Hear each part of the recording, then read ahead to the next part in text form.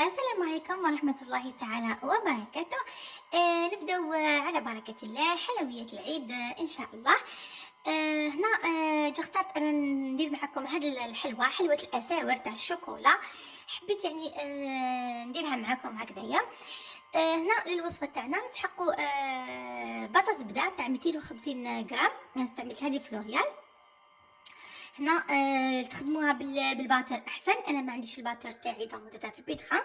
حطيت هنا البطاطا تاع الزبده تاعي، ضفت عليها كاس تاع واسمو هذه تاع حلوه الدرك. فتوه هكذا بيدكم، حطوه فوق هذيك الزبده، ومن بعد روحوا خدموها بالباتر ولا بالبيتخا ولا باليد. يعني اذا ما كانش ديروا اليد تاني تعطي نتيجه، لكن بالبيتخا يعني تفتح مليح، عفوا بالباتر تكون تفتح مليح مليح معاكم.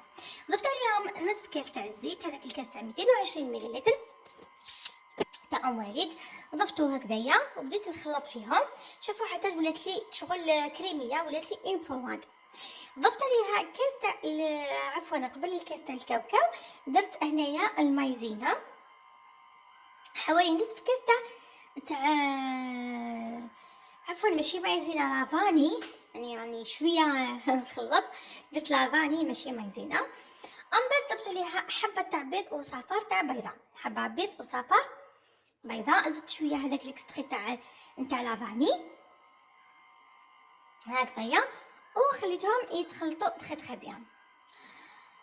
هنايا كنت ضفت هنا بديت نضيف في المايزينا.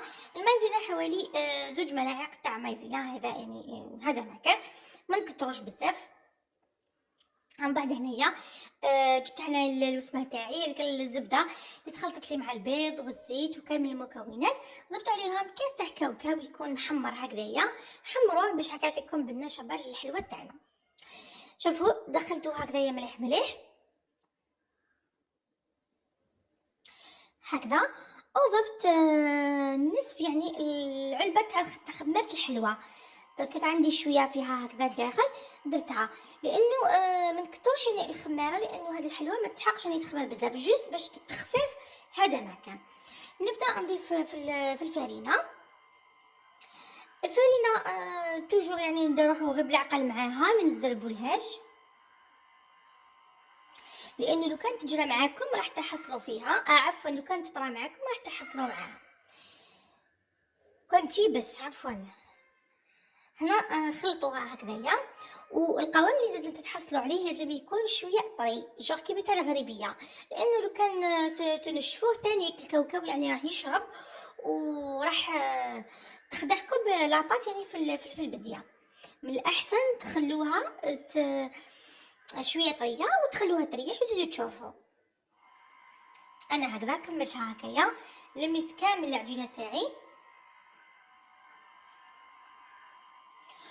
وبديت يعني هكذا نخليها حتى ترتاح شويه. يعني ما حبيتش نزرب الفيديو، يعني حبيته يبقى كامل بتفاصيله هكذايا باش تشوفوا القوام تاع العجينه اللي تحصلت عليه هكذا.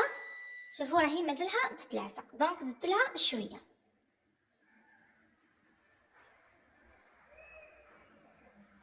هكذا كيما راكم تشوفوا معايا. هنا شوفوا هذيك لا كولور اللي تحصلوا عليها بزاف شابه نتاع هذيك الوسمو هذاك هذيك تاع الحلوة الترك ولا الشاميه. هنا كنت نسيت ما قلتش على السكر غلاس. السكر غلاس كنت ضفت 2 ملاعق فقط، لانه الكاطو تاعنا راح يكون حلو بالشوكولا وبهذيك حلوة الترك. دونك ما تكتروش السكر، ديروا 2 مغارف فقط. اللي ما يحبوش الحلاوه واللي يحبوا الحلاوه ديروا حتى 3 مغارف. جبت هاد اللومه تاع السيليكون، انا حنطيب فيها دومه. نبدا ندير الحبه تاوعي نشكلهم عادي هكذايا. تحبوا ديروا كيما انا هكذايا، ولا تحبوا ديروها كوريا من بعد تشكلوها داخل المول وتحافظوا على هذاك الفتحه.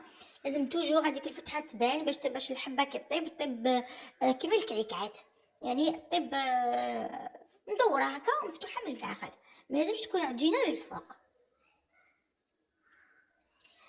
هكذايا.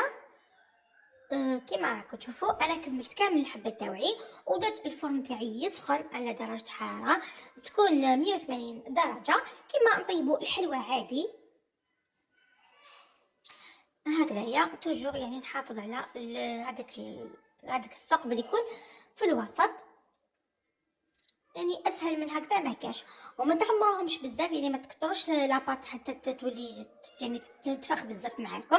كيما عملنا فيها شويه تاع الخماره، دونك راح تزيد يعني في الحجم تاعها شويه، دونك هذه ردوا بالكم منها. هكذايا كملت انا يعني الحلوى تاعي. هاد المول هنا كان عندي هذا برك، دونك طولت شويه في الطياب. شوفوا انا العجينه تاعي مازالها طريه، يعني راح تسحفوها، ما تقولوش بلي خلاص يعني راح نزيد لها الفرينه، نو خلوها على حالها، باسكو كل ما تزيد شويه كل ما زيد تشرب معاكم.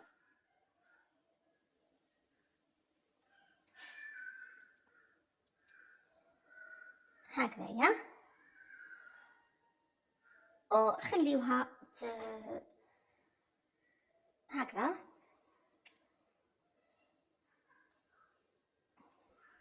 انا كملتهم هكذايا، شوفوا توجور نعاد نولي ونسقم هذيك الثقبه في الوسط.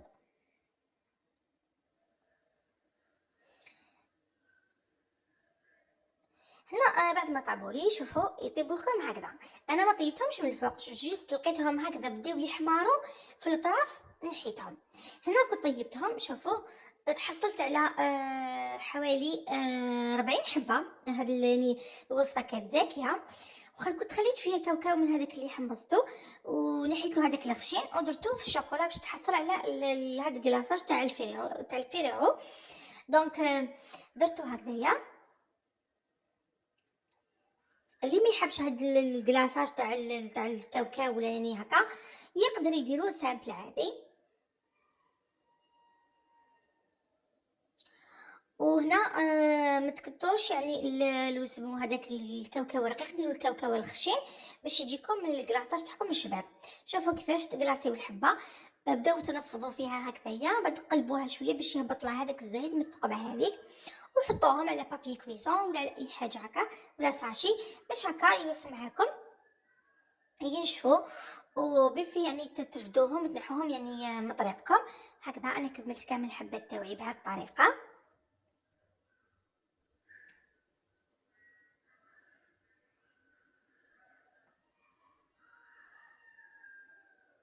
شوفوا كيفاش طابوا يعني حميمين من الداخل، هما يبانوا لكم باللي مازالهم بلاكو تتزوهم في الطياب باسكو يحمروا ليه كما نعرفوا فيهم حلوه الترك. وحلوه الترك يعني بفيه تواسي الحاجه تحمر معاها. وهذه هي الوصفه تاعنا لنهار اليوم. شوفوا هنا كيفاش زينتو بهاد شويه تاع الريشات هكا درتهم بالشوكولا في المول هذاك التخص باغون. وهذه هي الوصفه تاعنا. الى ذلك الوقت نقول لكم دمتم في رعايه الله وحفظه، الى اللقاء.